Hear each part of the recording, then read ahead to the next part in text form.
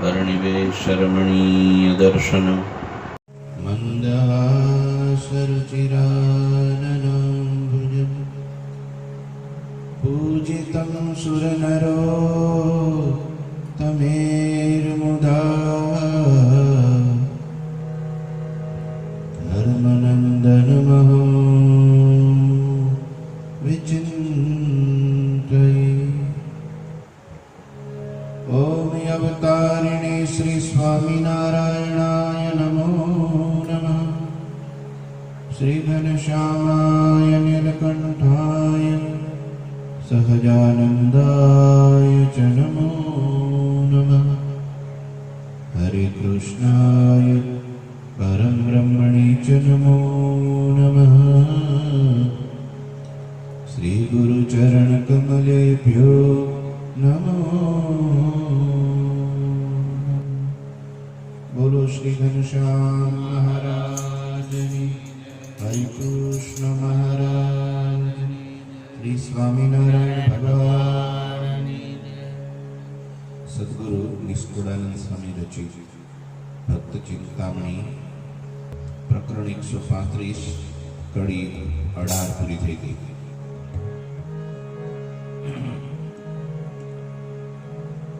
ઓગણીસમી કડી ગઈ।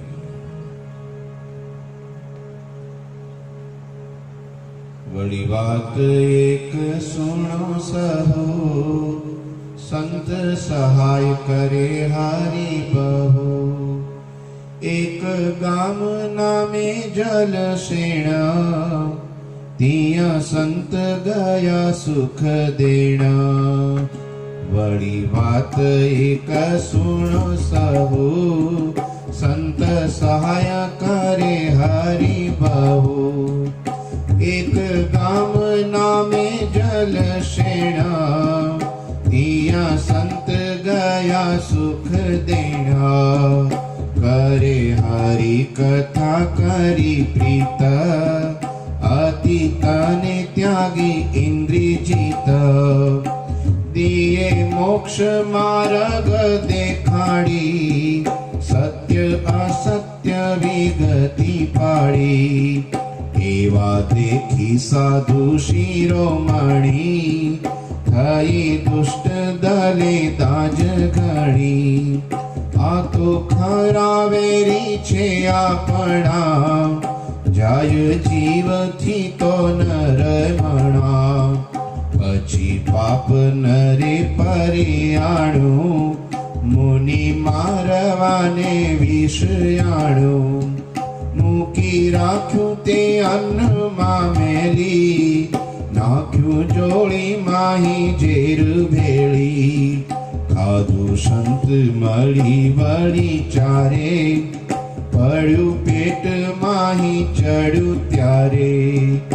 અતિ વિષ આ કરું આગાધ, ખાતા વેત રહી નહીં સાધ। નીલા કાચ સમ થઈ કાયા, આવી મૂંઝ તે સંત મૂંઝાયા। રૂંધ્યો કંઠ બોલી બંધ થઈ, ઉગરવાની આશા ન રહી। કરે અંતર માહી ભજન, આવો અંત કાળે ભગવાન। એક વાર દર્શન દીજે, સ્વામી સાર સેવકની લીજે। એમ કહેતા આવ્યા અવિનાશ, પ્રભુજી સંત પોતાના પાશ। આવ્યા અલૌકિક રૂપે આપ, હરો સંતનો તરત સંતાપ। વળી સ્વામી કહે છે, એક વાત સુનો સંત સહાય કરે હરિ બહુ। એક ગામ નામે જલસેણ, ત્યાં સંત ગયા સુખદેવ। જલસેણ નામનો ગામ વિચરણ કરતા કરતા સંતો ત્યાં ગયા। ભગવાનની કથા કરે છે। સંતો બધા ત્યાગી છે, ઇન્દ્રિય જીત છે। સંતો સ્ત્રી ધનના ત્યાગી છે, સ્વામિનારાયણના ત્યાગી નથી। ઘણી વખત લોકોને સમજવામાં ફેર થઈ જાય। ઘણી વાર કોઈ પૂછે હોય તો અમે કહી દઈએ, બોલો ખબર ન હોય તો। કે તમે કોના ત્યાગી છો? તો કે સ્વામિનારાયણના. તમે કોના ત્યાગી છો? તમે કોના સાધુ છો? તો બરાબર સ્વામિનારાયણના. અને તમે ત્યાગી કોના છો? તો કે સ્વામિનારાયણના. સ્ત્રી ધર્મના ત્યાગી કોના? સ્ત્રી ધર્મના. ઇન્દ્રિય જીત સંતો હતા. ભગવાનની કથા કીર્તન કરે, દિયે મોક્ષ માર્ગ દેખાડી, સત્ય સત્ય વિગતિ પાડી. સાધુ વિના કોણ સમજણ આપે? સાધુ વિના સાચી વાત કોણ કરે? સંત વિના સાચી કોણ કહે તારા હિતની વાત? ભગવાન તો દર્શન દે, ભગવાન તો પરચા પૂરે, ભગવાન તો દિવ્ય ભાવ બતાવે, ભગવાન તો સુખ આપે, પણ સમજણ તો સંત આપે, સાચું જ્ઞાન તો સંત આપે. ગુરુ વિના જ્ઞાન કોવ નહીં પાયો. સુખ નારદ શીખે સદગુરુ છે, લખ 84 ભરમ મિટાયો. લખ 84 સત્ય છોડાયો. મોટા મોટા તમે મહાન પુરુષો થઈ ગયા, સત્પુરુષો થઈ ગયા, મહાન ભક્તો થઈ ગયા. એની પાછળ કોઈક ને કોઈક સદગુરુનો હાથ હોય છે.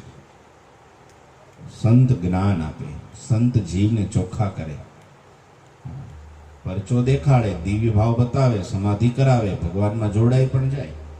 પણ કેટલા દી રે એનો ભરોસો નહીં. જ્યાં સુધી અહોપણું રહે, જ્યાં સુધી દિવ્ય ભાવ બતાવે ત્યાં સુધી બરાબર. તો ભગવાનનો કોણ ભગવાન? ધણીનો કોણ ધણી? માલિકનો કોણ માલિક? મસ્ત જાતિ મહારાજની ભાવ એમ ઓછે. ક્યારેક મનુષ્ય ચરિત્ર કરે ત્યારે શું થઈ જાય? આને કઈ ભગવાન કહેવાય? પણ સાધુ પાસે જો સત્સંગ કર્યો હોય, કથા વાર્તા સાંભળી હોય, તો તરત ના, ભગવાન તો બધું કર્યો. આપણે એમાં ભાવ ગુણ લેવાય નહીં, આપણે મનુષ્ય ભાવ પરઠાય નહીં.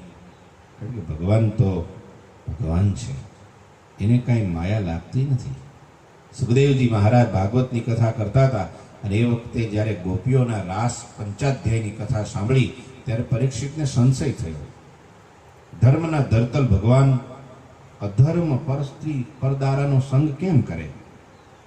મર્યાદા સ્થાપન કરવા આવે છે ને, તો મર્યાદાનું ઉલ્લંઘન પોતે સ્વયં કરે, એને ભગવાન કેમ કહેવાય? તરત ત્યાં કથા સ્ટોપ કરી દીધી સુખદેવી મહારાજે. નહીતર એની કથા બહુ વિસ્તારથી, બહુ લાંબી, ઘણા બધા રાસો હતા. 5 જ અધ્યાયમાં પૂરું કરી નાખ્યું. સમજીને સુખજીએ રસને છપાડ્યો, મોક્ષની રીતિ કહી દીધી. શું કે ભાઈ ભગવાન તો અગ્નિ જેવા છે, અગ્નિમાં જે નાખો બળીને ભસ્મ થઈ જાય. એમ ભગવાનને કોઈ ક્રિયા, કોઈ કર્મ લાગતું નથી, બળીને ભસ્મ થઈ જાય. એનું ફળ એને ભોગવવું નથી પડતું સામાન્ય જીવની જેમ.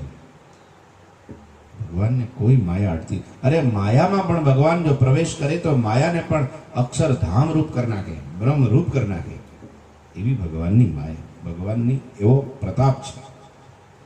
તો એ બધી વાત કોણ સમજાવે? મા વિના બાપનું જ્ઞાન આપે કોણ? કોણ આપે? માં જ આપે.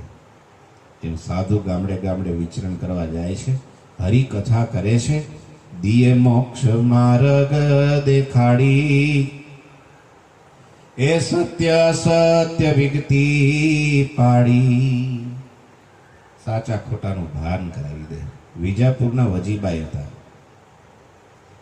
એમને બસ આવું કઈ જ્ઞાન નહોતું, સત અસતનો વિવેક નહોતો. જે આવે તે ખપે ને બાવો બેઠો જપે, જે આવે તે ખપે. ભગુ ભેખ એટલે ભગવાન, એને મન શું? ભેખ એટલે ભગવાન. પછી એના કેવા નિયમો હોય, શાસ્ત્રમાં એના કેવા લક્ષણો હોય, કોને સંત કહેવાય, કોને અસંત કહેવાય, એ કાંઈ નહીં, મારે નહીં જોવાનું. બધું મુમુક્ષુને એટલો તો વિવેક હોવો જોઈએ. જ્યારે ભગવાન ઘરનો ત્યાગ કરી નીલકંઠવર્ણી રૂપે સિદ્ધપુરમાં આવ્યા, સિદ્ધવલ્લભ રાજાને પણ આવું જ હતું. જે આવે તે ખપે, બાવો બેઠો જપે. કોઈ આવવું જોઈએ, ભેખ જોવે એટલે એને સીધું પાણી, હાથે ઉતારા, બીજું ત્રીજું, પૂજા પાઠ, બધું જે કાંઈ જેટલા મહિના, જેટલા દિવસ જોઈએ એટલા દિવસ એ આપતા. એનોય વાંધો નહીં, ભલે આપે. ભૂખ્યો છે એમ કીધું છે, ભૂખ્યાને અન્ન આપવું, તરસ્યાને પાણી આપવું, વસ્ત્ર વગરનાને વસ્ત્ર આપવું, એમાં પાત્ર કુપાત્ર ના જોવાય. પણ ધન આપવું હોય તો વળી પાત્ર જોવું પડે, નહીંતર ખાર પાટમાં જાય તો ઉગે નહીં, બળીને ભસ્મ થઈ જાય. એનાથી અધર્મ કરે ને તો એ દેનારને પણ એનું પાપ લાગે.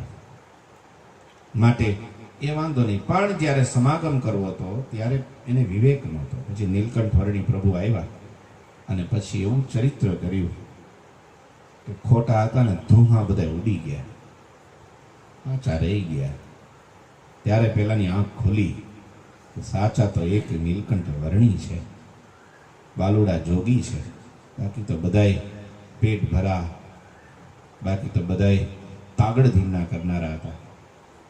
પ્રભુનું ભજન, ત્યાગ, સહનશીલતા, સાધુતા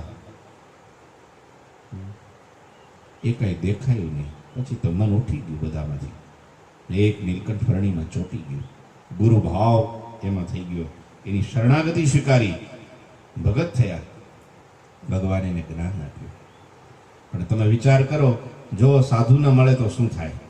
ભગવાન મળી ગયા, એને ભગવાન મળી ગયા. નીલકંઠ વર્ણી રૂપે ભગવાન જ હતા ને, પણ એમાં ભગવાનપણું, સર્વોપરીપણું, પરબ્રહ્મપણું, પરાત્પરપણું એ ના આવ્યું. ત્યારે શું થયું? આ બહુ મોટા જોગી છે, આ બહુ મોટા સિદ્ધ છે એમ તો માન્યું, પણ જેવા છે એવા ન ઓળખાયા, જેના કારણે એ જ સિદ્ધ વલ્લભ રાજાનો પુનર્જન્મ થયો. પરિવાર એનો જન્મ થયો બોટાદમાં. ભગાદોશીને ત્યાં શિવલાલ શેઠના રૂપે પ્રગટ્યા અને પછી એને ગુણાતીતાનંદ સ્વામી ને ગોપાળાનંદ સ્વામી જેવા સંતનો સમાગમ કર્યો. મહારાજને જેવા છે એવા સર્વોપરી ઓળખ્યા. ત્યાર પછી 32 કે 35 વર્ષની ઉંમરે અક્ષરધામમાં સીધાવી ગયા. પૂરું કરવા આવ્યા હતા, ખાલી સમજવાનું બાકી હતું. અને મહારાજને ખબર તો મારા સદગુરુ સિવાય કોઈ નહીં સમજાવી શકે, માટે એને ફરી આવવા દો. એ તમે આમ છે, કેવા ભગત, કેવા ભગતને ઘેરે એનો જન્મ. તોય જો સાંભળો, સદગુરુ વિના કોણ ખોટ કોણ કાઢે? એ વાત છે. આવી ગયા, બરાબર. સત્સંગનો જન્મ થઈ ગયો, બરાબર. ભગવાનને એને દર્શન કરેલા બાળપણમાં. ભગાદોશી તો કેવા હરિભગત, આખા પોતાના જૂના પંથનો ત્યાગ કરીને સ્વામિનારાયણ સંપ્રદાય સ્વીકાર્યો હતો એમને પ્રેમથી. સાધુની રોજ અવર જવર બેઠક ઉઠક. છતાંય શિવલાલ શેઠમાં જો તમે, શિવલાલ શેઠ જ્યારે મોટા થયા, સત્સંગમાં મોટા સાધુઓની કથા વાર્તા સાંભળી, મહારાજને જેવા છે એવા ઓળખ્યા, ત્યાર પછીની એક ઘટના ઘટી. એ કહું તમને, જે સ્વામીની વાતોમાં લખી છે કે શિવલાલ શેઠે રઘુવીરજી મહારાજની અસવારી ભાવનગરમાં કાઢી, દબદબાપૂર્વક બધો ખર્ચો એને દીધો. એ ઉપરાંત ગઢપુરની અંદર હરિકૃષ્ણ મહારાજની સ્થાપના, એનો આખો ઉત્સવનો ખર્ચ શિવલાલ શેઠે દીધો. બે મોટા કાર્યો કરી અને પછી ઘણા મહિનાઓ પછી, વર્ષ વહી ગયું છે, ગુણાતીતાનંદ સ્વામી પાસે જવાયું નહોતું, આમાં વ્યસ્ત હતા એમાં. પછી સ્વામીને યાદ આવ્યા એટલે સ્વામી પાસે સત્સંગ કરવા, સમાગમ કરવા ગયા. સ્વામી પાસે પગે લાગી દંડવટ કરીને જ્યાં બેઠા, ત્યાં સ્વામી કહે, તું એમ માનતો હોઈશ કે મેં રઘુવીરજી મહારાજની અસવારી કાઢી અને હરિકૃષ્ણ મહારાજ પધરાવ્યા એટલે બહુ મોટું કામ કરી નાખ્યું એમને, પણ તારા જીવ હામું જોઉં છું તો અડધો સત્સંગ થઈ ગયો છે. ત્યારે શું કીધું? હા મહારાજ. શું કર્યું તું એમને? રઘુવીરજી મહારાજ જેવા આચાર્ય એમની અસવારી કાઢી, આવો મોટો મહોત્સવ ગઢપુરમાં કર્યો, બહુ દાન દીધું, બહુ માન સન્માન બધું મેળવ્યું, અને બહુ વાહવા થઈ, અને બહુ ખાધું પીધું, બહુ મેળાવડો મોટો થયો. હતું બધું ભક્તિ પરાયણ ને, ભગવાન સંબંધી જ હતું ને, પણ છતાંય સ્વામીએ ટોકી દીધા, લો તારા જીવ સામું જોઉં છું તો અડધો સત્સંગ થઈ ગયો છે. હવે એ તો મોટા પુરુષ જીવ સામું જોઈ શકે, કાં તો એ પોતે જોઈ શકે. કઈ ડોક્યું અંદર કેદી જોયું અને ના દેખાણું. વચનામૃતમાં પ્રથમના 20માં છે. જોનારો બાહ્ય દ્રષ્ટિથી રૂપને જોવે, કુરૂપને જોવે, બાળ યૌવનને વૃત્તપણાને જોવે, પણ જોનારો પોતે પોતાને નથી જોતો, એ મૂર્ખમાં મૂર્ખ છે, અજ્ઞાનીમાં અજ્ઞાની છે, ઘેલામાં ઘેલો છે અને નીચમાં નીચ છે. આવું કીધું વચનામૃતમાં. જોનારો પોતે પોતા નથી જોતો, બીજાને બધા તું આવો છો, તું આવો છો, તું આવો છો. પેલો ઊંટિયાભાઈ કે એ ભેંસ તારા શિંગડા વાકા, એ કૂતરા તારું પૂછડું વાકું, એ તારી કોંટ વાકી, એ તારું પેટ વાકું, એ તારું મોઢું વાકું, એ તારું ફલાણું વાકું. શિયાળભાઈ તો શિયાળભાઈ છે ભાઈ, એનું નામ મોકરે હોય આ બાબતમાં. શિયાળ આવ્યું, એ ઊંટભાઈ બધાના એક એક ગણાવો છો તમે, તમારા તો 18 વાંકા જોવો જ ખરા, એક હરખું સીધું નથી. ઘણી વાર એમ થાય તમે આવા, તમે આવા, તમે આવા, પણ પોતે કેવા હોય જોવે જ નહીં. બોલો, દેખાય જ નહીં. એવું પ્રયત્ન ના કરે જોવાનો, પ્રયત્ન કરે તો દેખાય. આવું છે. શિવલાલ શેઠની તરફ આંખો ગાળી નાખી, અંતરના પડદા તોડી નાખ્યા. આમ જોયું, ઓહો મહારાજ, જો ના આવ્યો તો કશા થઈ જાત. વળી કે 6 મહિના સામે બેહીન કથા સાંભળીશ તારે હરખું થાય જ્યાં હતું ત્યાં. એમાં વળી રોકાઈ તો ગયા. તો એક વાર ઈચ્છા થઈ પાછી, આ તો ભાઈ વેપારીની ઘેરે જન્મેલા એટલે વેપારના થોડાક તો લક્ષણો હોય. તે બજારમાં નીકળ્યા શિવલાલભાઈ, તે એક જગ્યાએથી સોનું લીધું અને એક જગ્યાએ દીધું. એમાં ફાયદો થયો, 150, 200, 500 રૂપિયાનો જે કાંઈ. તેની રસોઈ મંદિરમાં દીધી. તે આજે શિવલાલ શેઠની રસોઈ છે સ્વામીને કે કોઈ ભંડારી કે, હા બોલાવો શિવલાલને કે. શિવલાલ આવ્યા, કોની રસોઈ કે આપણી રસોઈ સ્વામી. એમ કેવી રીતની રસોઈ લઈ આવ્યા? ત્યારે કે સ્વામી એક જગ્યાએથી હોનું લીધું અને બીજી દુકાને દીધું, એમાં આટલો ફાયદો થયો. સસ્તામાં લીધું, મોંઘામાં દીધું, એમાં આટલા વૈધા રૂપિયાનો ફાયદો થયો. કીધું હવે અહીંયા સત્સંગ કરવા આવ્યો છું, તે ક્યાં બધું આ લઈ જવું, અહીં નહીં, સાધુ માટે વાપરી નાખીએ, તમને રસોઈ લેશું. શિવલાલભાઈને એમ થયું કે સ્વામી વખાણ કરશે મારા. વાહ વાહ બટોલી, બોલે રસોઈ લઈએ, કેવું પડે હો.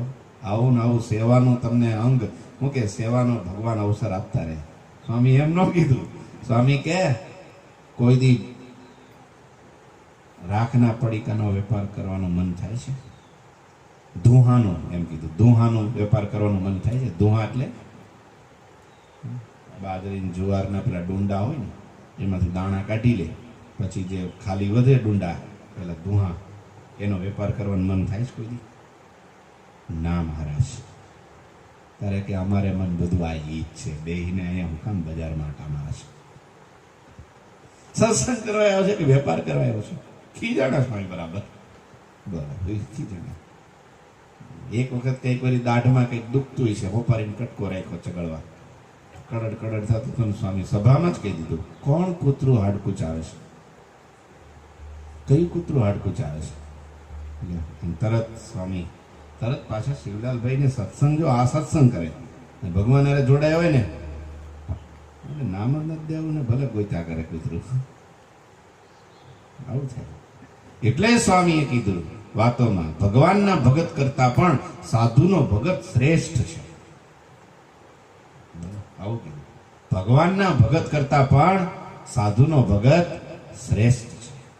અને એવા શ્રેષ્ઠ કરવા માટે મહારાજ સંતોને ગામડે મોકલતા કે જાઓ જીવ જીવને ઉપદેશ આપો, જેવા મણી જેવા તૈયાર કરો.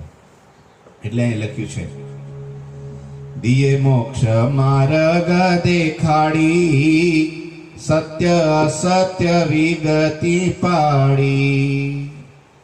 દાદરા દિયે મોક્ષ માર્ગ દેખાડી, સત્ય અસત્ય વિગતિ પાડી. એવા દેખી સાધુ શિરોમણી, થઈ દુષ્ટ દલે દાજ ઘણી. આ તો ખરાવેરી છે આપણા, જાય જીવથી તો ન રહે મણા.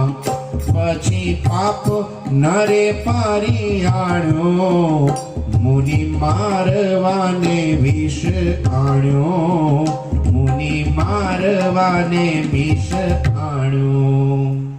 આમ સંતો ફરતા હતા અને એમાં દુષ્ટ લોકો હતા, એનાથી આ ખમાયું નહીં. સારા સારા મુમુક્ષુ જીવો સાધુના જોગમાં આવે અને પેલી બાજુથી બેઠક ઉઠક બંધ થઈ જાય એટલે પછી ઈર્ષાની જાળ પ્રગટે. ઈર્ષા એવી પ્રગટે ને પછી એ હું કરે છે કાંઈ ભાન ન રહે. એને પછી પોતાનું નુકસાન કરીને પણ હામાનું નુકસાન એને દેખાય. ઈર્ષાનું એ સ્વરૂપ છે કે કોઈની પ્રગતિ દેખી ના શકે, કોઈની પ્રગતિ જોઈને એને દુઃખ થાય અને કોઈનું દુઃખ જોઈને ખુશી થાય. કોઈક હેરાન થાય, કોઈક આમ આમ આમ ચાલતા જતા હોય અને ઠેસ વાગીને જો પડી જાય, હમણાં તમને હસવું જો આવે તો સમજવાનું તમારા મનમાં એના પ્રત્યે ઈર્ષા છે. અને ઈર્ષા ખતરનાક છે. ઈર્ષા બહુ બુરી ચીજ છે. ઈર્ષા ઉપર ભગવાનને બહુ નફરત છે. ઈર્ષા એક મોટું પાપ છે. તમે ચાલ્યા જતા હો, ભગત ચાલ્યા જતા હોય આગળ, અને એને પછી કંઈક આમ જોવામાં ફેર પડ્યો અને કંઈક ખાડો આવી ગયો અને એમાં પગ પડી ગયો અને પડી ગયા, તો તમને હસવું આવે કે રડવું આવે? પેલા હસવું આવે ને, એટલી ઈર્ષા કરી. નહીં તો ઓ ભગત ઉભા કરો, દોટ કાઢે સીધું બાવડું પકડી લઈને ઊભા કરી લે. વાગ્યું નથી ને કે હાલો હાલો પાટો લાગ દો. તો ભાવ, પ્રેમ, લાગણી એ સારું કહેવાય. પણ એવું હા ઈ જ લાગે ન હતો, હા જોઈને હાલતો હોય તો દેખાતું નથી, સારું થયું તાર લ આ ઈર્ષા. પણ એને કંઈક ફાયદો કહો કે સારી વસ્તુ એને આપી, શ્રેષ્ઠ વસ્તુ કંઈક સારી, અને તમને એમ થાય અને એને સારું થયું, એમને ભગતને આપીને સારું થયું તો સારું, એને આપી. જોઈએ હવે કેટલા દી હાલે છે, કેટલા દી હાંચવી જોવો તારે લો.